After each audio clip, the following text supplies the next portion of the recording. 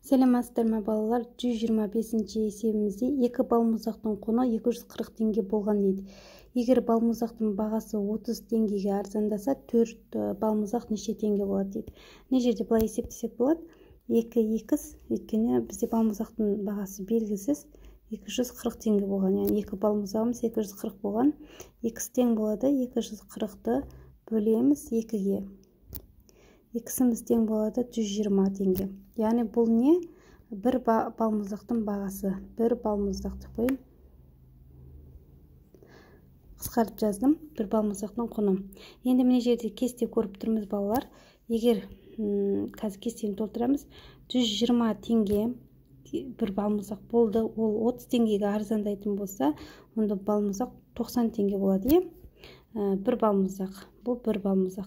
Ал 2 балмұздақ болса, яғни 120-дан 240 болады ғой, 240 теңге, ол 30 теңгеге арзандаса, яғни екеу бірге 60 теңгеге арзандайтын болса, 240-тан біз 60-ты азайтамыз.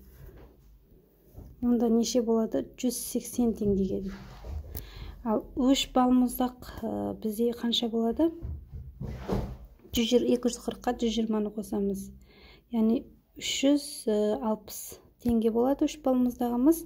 Ол 90 теңгеге арзандайды деген сөз. 30-30-дан 360-тан азайтамыз 90 теңгені. Яғни 270 теңгеге сатып алады. Ал 4 балмұздақ сатып алу үшін қанша бастапқы бағасы қанша болады? 360-қа біз нешені қосамыз? 120-ны қосамыз. Сонда 480 болады. Ол 4 балмұздағымызда 120 теңгеге арзандайды деген сөз. Онда қанша болады? 480-нен 120-ны азайтамыз.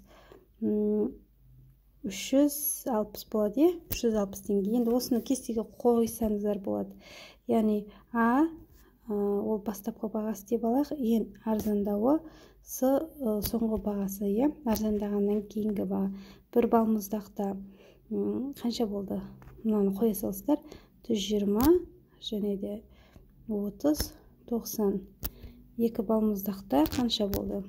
240 болды бастапқы бағасы. Екеуі 60 теңгеге арзандады, 180 теңгеге сатып алды. Ал 3 балмұздақ бастапқы бағасы 360 болса, арзандады 90 теңгеге 3 балмұздақ, оны сатып алды 270 теңгеге. 4 балмұздақ бастапқы бағасы 480 болды, ол 120 теңгеге арзандады. Қанша теңге қалды? Яғни қанша теңге сатып алады? 360 теңгеге сатып алады. Осылай кестені толтырсаңыздар болады.